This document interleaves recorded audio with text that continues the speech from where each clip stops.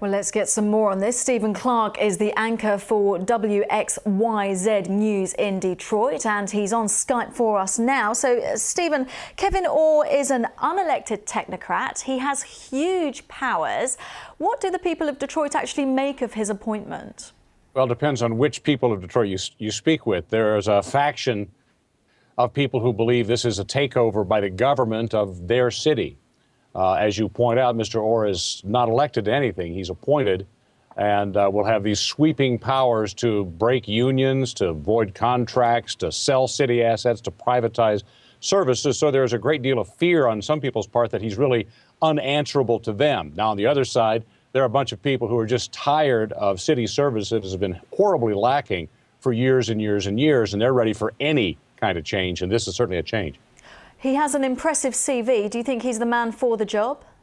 Well, it's hard to say who is the man for the job or woman for the job. I know the governor talked to a whole bunch of people who we have been hearing turned him down. It's not a job that people readily want. So why Mr. Orr wants this job, you have to wonder.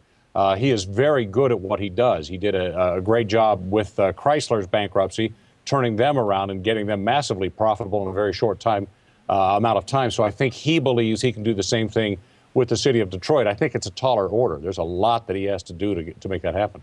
Well, he says that the city gave him the wonderful start and he feels compelled to do the job. But quite frankly, bankruptcy is still very much on the cards.